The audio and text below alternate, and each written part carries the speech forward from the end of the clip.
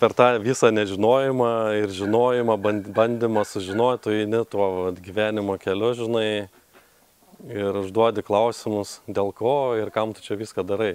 Tai kažkaip yra toks supratimas ir noras po savęs palikti neskolas, kaip dabar visi įpratę. Tai tu juk nori visada vaikam kažką palikti. Nu, kažkokį turtą, kažkokią žinią, žinai, perduoti. Tu nenori iš jo atimti viską. Augindamas skolinės iš žemės. Paėmė, ne? Bet tu turi galvoti, kad tu turi ten įdėti. Nes tavo vaikai dar turės čia auginti.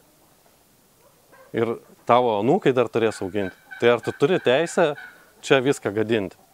Tai tu turi, reiškia, viską daryti, kad ateityje būtų geriau. Tai va, tu negali išeikvotos dirvos, žinai, išnaudoti visą iki nulio, žinai, ir dabar pagyvensiu aš, ne? Tai va, tu turi žiūrėti visada į priekį. Jo, tai čia va vištos, jas įvarom į šiltnamį ir kiekvienais metais, nu, pravarom per visus šiltnamis.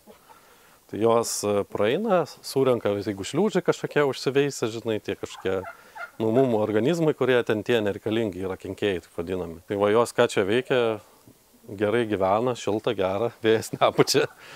Ir, nu, dirba, realiai visą laiką dirba. Nu, višta tai ne žmogus, jinai va ravė ir jom labiausiai patinka ravėti ten, kur žmonėm nepatinka. Tai palei šonus kokiuos, žinai, nu, kur didelės žolės, jos ten visų pirma iškapsta, nes ten dažniausiai yra kokius lekų, žinai, užsilikę, tai pačias geriausias vietas pirmas išdirbamas yra.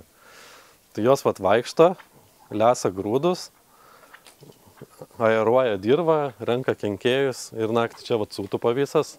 Ir tada visą, ką jos privalgia per dieną, čia palieka ant dirvos. Tai jie čia tada prikakoja visą tą plotą ir gaunasi, jeigu aš čia palikčiau, nu, visą savaitę, nes čia tam šiltnam jos būna 3 savaitės, kol praeina. Tai čia gaunasi tokia koncentracija to taršos, tai aš kiekvieną dieną padaręs ant ratukų jas pastumiu į kitą vietą.